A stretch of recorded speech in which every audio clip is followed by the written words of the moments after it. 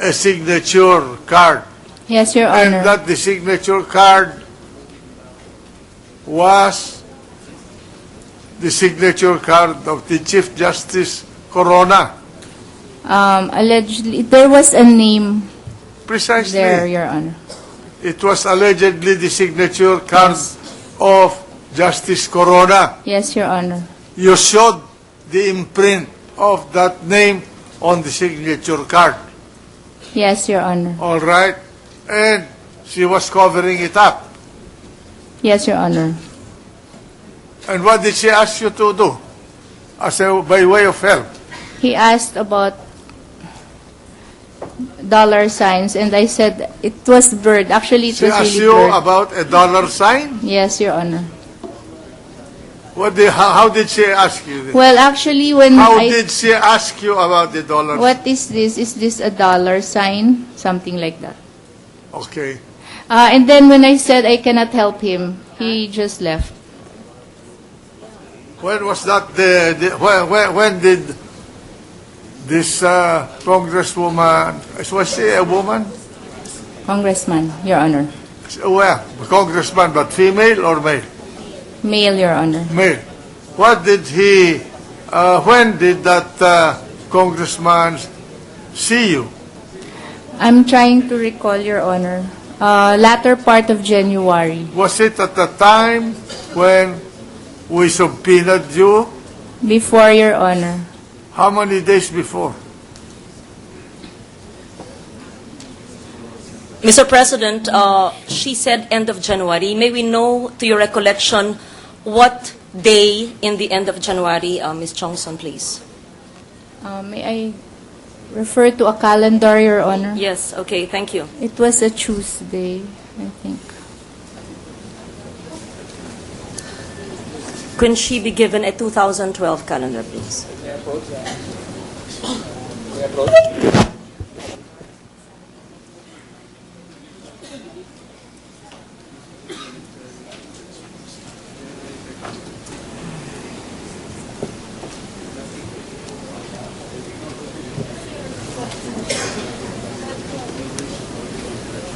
Around January 31. I think it was January 31, Your Honor. January 31.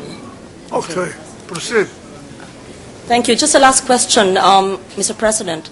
It was January 31 when you alleged that Congressman Banal requested you for information or assistance on a photocopied document which looks like Annex A. You're not certain because I'm not it's covered. certain, Your Yes, Honor. yes, on a dollar and peso account. But it was also in this court that the prosecution claims they received an Annex A photocopied document on February 2. If they received it on February 2 from a reported small lady, but they actually had it already on January 31. So Your Honor. I'm just putting that information before the court, Mr. President, because I am quite confused. Because if that document was in the possession of the prosecution on February 2, is it another document from the document being shown or what that was shown to Ms. Chongson for verification? No, I don't expect you to answer that question, Ms. Chongson. It's just a question in my mind. Thank you for that. My last question is, did you bring the logbook as requested by the court? Yes, Your Honor. Okay. At the proper time, my colleagues will answer the questions about the logbook. Thank you for your patience. May I ask this question first?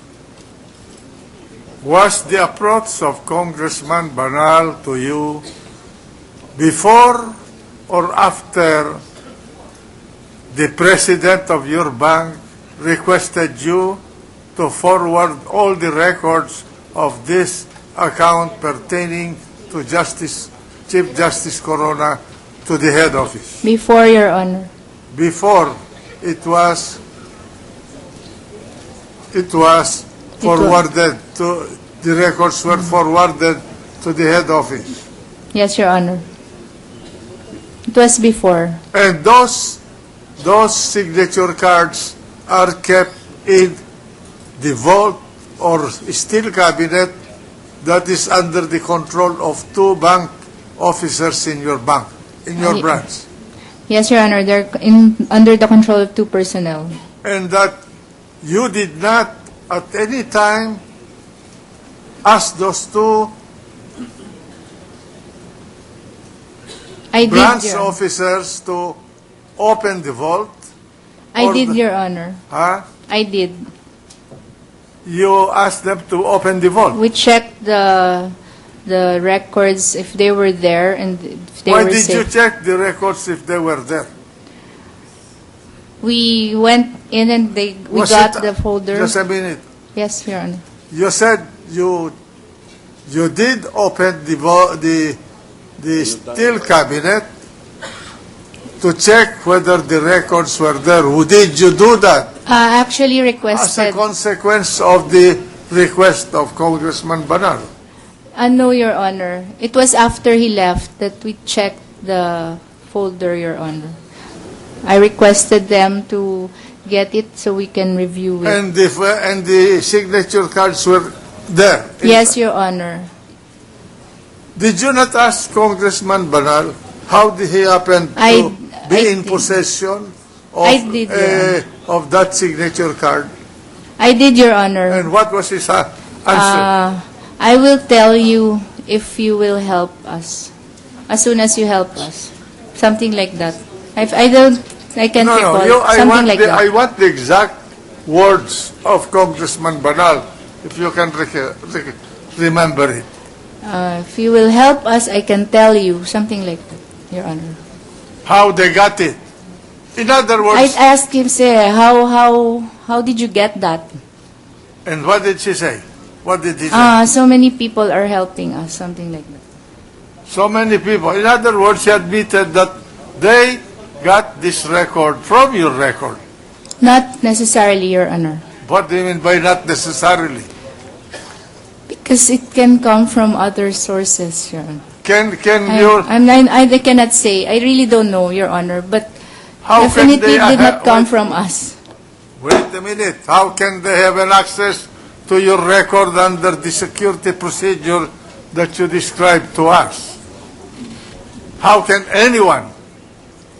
I do not know, Your Honor, but looking at it But he from annex, said, I will tell you if you will help us.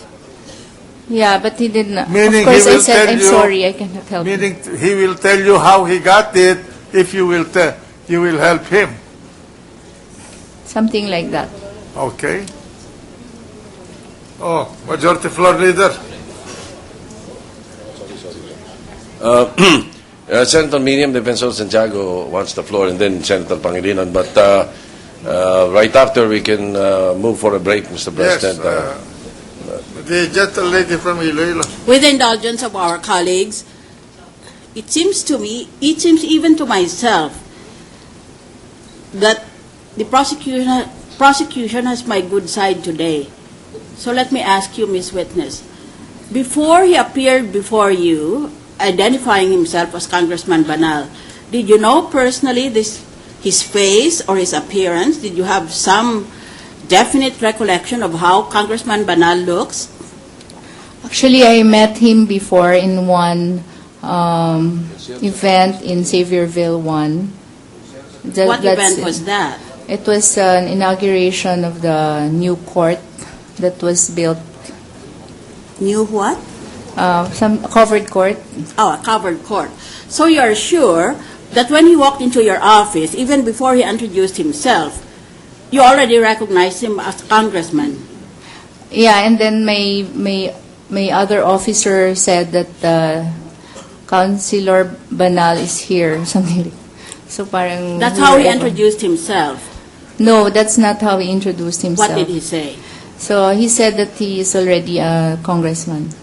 So there is no doubt in your mind that that was Congressman Banal you were talking to, and not a possible person who was just using the congressman's name. No doubt, Your Honor. Good. That's already on record. Now, let me see. When he said, we will show you if you help us, didn't you bother to ask who was us? He introduced himself as parang part of the secretariat or something. I did not ask anymore because I was so shocked with what he showed me. Parang, He was part of he was saying, in effect, that there was a group behind him. Isn't that so? Because he said, we'll help you if you will help us. something like that, Your Honor. Yes. Did you, during the course of your conversation, elicit from him the name of the group to which he belonged? He You did. said he might have been a member of some secretariat or something. I couldn't recall, Your Honor, but as far as I'm concerned, he was parang elusive. He was elusive. Is that yes. your word? He was being Parang he elusive. was not divulging a lot of things. All right. The mere fact that he was trying to cover the document seems to support your answer now. Was that one of the bases? What are your bases for saying that he appeared to be elusive? He did not want to disclose anything other than what he showed me and what he asked. And then I was asking him to give me the document so I can examine it further, but he did not give it to me. Did you ask him, where did you get these documents? Yes, because I did. You told him, I cannot help you, sir, because these appear to be foreign currency documents. In effect, is that what you said to him? I cannot help you, sir. I'm sorry. We cannot disclose anything about any account About or any any account. person or any client. Was he asking about a foreign any currency document. account? Can you remember? Or any account He at did not all? particularly ask about any account, Your Honor, just certain figures like dollar sign, if it was really a dollar sign or something like that. So he was just making an overture, and you frustrated his intentions. Yes, Your Honor. Very good of you as a bank official. You were obeying the law. But I'm very interested about this approach of Congressman Banal, and for that reason, Mr.